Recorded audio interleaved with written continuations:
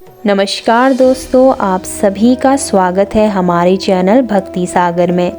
आज हम बात करेंगे एक ऐसे पवित्र दिन के बारे में जो हमारे हिंदू धर्म में अत्यधिक महत्व रखता है, चैत्र अमावस्या। इस साल चैत्र अमावस्या 29 मार्च 2025 शनिवार को मनाई जाएगी। यह दिन भगवान विष्णु और पितरों की पूजा के लिए विशेष माना जाता है। इस दिन विशेष रूप से पिंडदान, तर्पण और उपवास का महत्व है, जो पितरों को तृप्ति देता है और उनके आशीर्वाद से जीवन में सुख, समृद्धि और शांति आती है।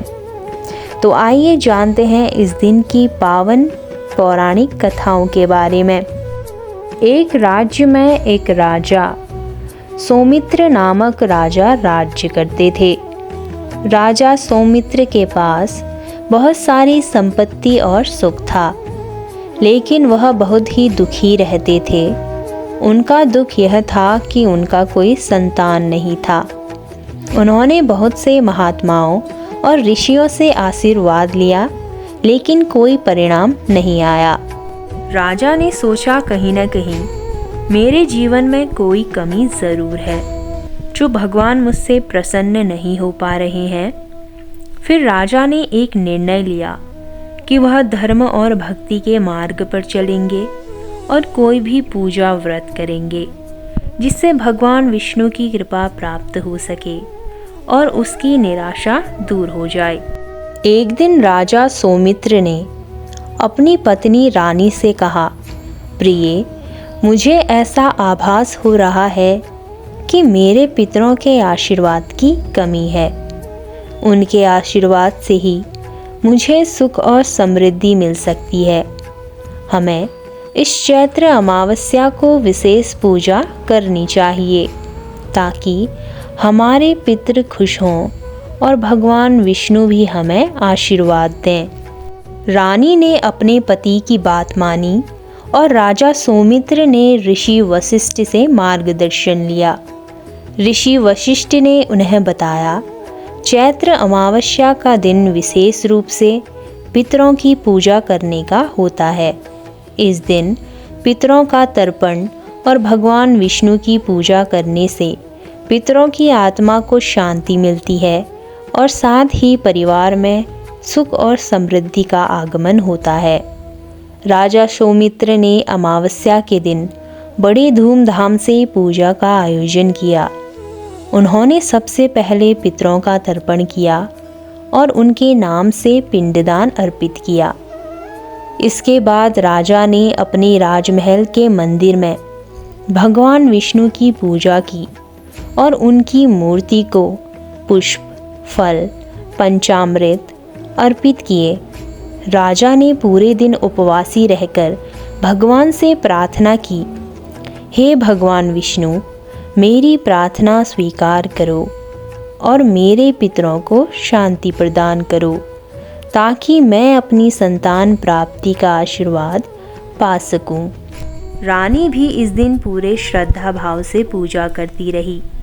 पूरे दिन का उपवास और पूजा विधि के बाद राजा सौमित्र ने अपना मन प्रसन्न किया और भगवान विष्णु के नाम का जप किया। वह पूरी तरह से विश्वास करने लगे कि चैत्र अमावस्या के दिन की पूजा और तर्पण से उनके जीवन में कोई चमत्कारी परिवर्तन जरूर आएगा। कुछ दिनों बाद राजा सौमित्र की रानी गर्भवती हो गई। यह समाचार पूरे राज्य में फैल गया और राजा और रानी का दिल खुशियों से भर गया। उन्होंने इस चमत्कारी घटना को भगवान विष्णु की कृपा और पितरों की आशीर्वाद का परिणाम समझा। राजा सौमित्र ने यह संकल्प लिया कि वह चैत्र अमावस्या के दिन हर साल पूजा करेंगे, ताकि भगवान विष्णु और पितरों का आशीर्वाद हमेशा उनके साथ रहे। इस घटना के बाद राजा सौमित्र का विश्वास पूरी तरह से दृढ़ हो गया कि चैत्र अमावस्या का व्रत और पूजा न केवल संतान प्राप्ति के लिए, बल्कि जीवन में सुख, समृद्धि और शांति के लिए भी अत्यधिक महत्वपूर्ण है। उन्होंने यह संदेश पूरे राज्य में फैलाया कि इस दिन पितरों की पूजा और भगवान विष्णु की आराधना से हर व्यक्ति को आशीर्वाद प्राप्त हो सकता है। आइए जानते हैं एक और अन्य पुरानी कथा के बारे में, जो राजा मणिकर्णिका के बारे में है। राजा मणिकर्णिका बहुत ही धार्मिक और परिश्रमी थे। वह प्रतिदिन धर्म और उपवास करते थे। लेकिन एक दिन राजा मणिकर्णिका ने एक ऐसा पाप कर दिया जिससे वह बहुत ही दुखी हो गए। उन्होंने एक निर्धन ब्राह्मण से झगड़ा किया और उसकी बेइज्जती कर दी। इस पाप के कारण उनका मन बहुत अशांत हो गया और वह चिंतित रहने लगे। उन्हें लगा कि अब उनका जीवन नष्ट हो गया है और उनका पाप कभी नहीं धुलेगा। राजा मणिकर्णिका ने फिर अपने गुरु से पूछा कि क्या इस पाप से मुक्ति मिल सकती है। गुरु ने उन्हें चैत्र अमावस्या के दिन भगवान विष्णु की पूजा और पितरों का तर्पण करने की सलाह दी। गुरु ने बताया कि इस दिन भगवान विष्णु की पूजा से पापों से मुक्ति मिल सकती है और पितरों के आशीर्वाद से जीवन में पुनः सुख और समृद्धि आ सकती है। राजा मणिकर्णिका ने चैत्र अमावस्या के दिन उपवास रखा और भगवान विष्णु की आराधना की। पितरों का तर्पण भी किया। इसके बाद उनके पाप धुल गए और उन्होंने जीवन में शांति और समृद्धि का अनुभव किया।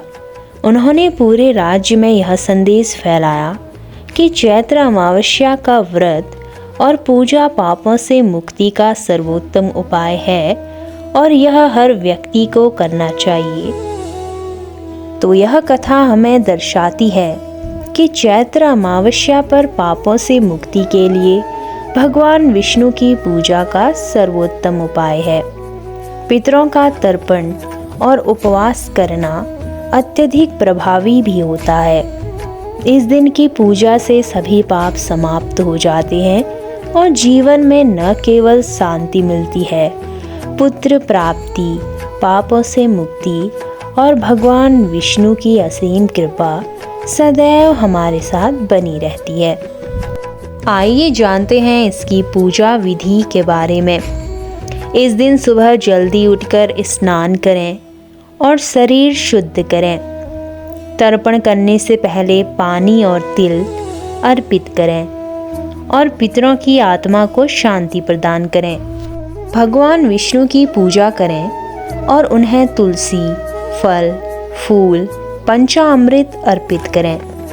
इस दिन उपवास रखें और एक वक्त का भोजन ग्रहण करें। भोजन में सात्विक आहार का सेवन करें। पितरों के लिए पिंडदान करें ताकि उनकी आत्मा को शांति मिले। आइए जानते हैं इस दिन हमें किन विशेष बातों का ध्यान रखना चाहिए और क्या करना चाहिए और क्या नहीं करना चाहिए। इस दिन भगवान विष्णु की पूजा और पितरों का तर्पण करें। उपवास रखें और सात्विक आहार ग्रहण करें। पूरे दिन शांति और श्रद्धा के साथ पूजा करें। इस दिन मांसाहारी भोजन और अल्कोहल से बचें। गुस्से और झगड़े से दूर रहें। इस दिन किसी भी प्रकार के नकारात्मक विचार न रखें। तो दोस्तों, आशा है कि आपने चैत्र अमावस्या की पूजा विधि, कथाएं और इस दिन के महत्व को अच्छे से समझा होगा। इस दिन की पूजा से न केवल हमें पापों से मुक्ति मिलती है, बल्कि पितरों का आशीर्वाद और स्वयं भगवान विष्णु की कृपा हमारे जीवन में बनी रहती है। इस दिन की विशेषता को ध्यान में रखते हुए हम सभी को इस दिन की पूजा पूरी श्रद्धा से करनी चाहिए। अगर आपको यह वीडियो पसंद आया हो तो इसे लाइक करें, शेयर करें और कमेंट में जय श्री नारायण ज़रूर लिखें। हमारे चैनल भक्ति सागर को सब्सक्राइब करना न भूलें। साथ ही बेल आइकन ज़रूर दबाएं ताकि हमारी नई वीडियोस की नोटिफिकेशन सबसे पहले आप तक पहुंच सके। फिर मिलते हैं अगले वीडियो में। जय श्री नारायण।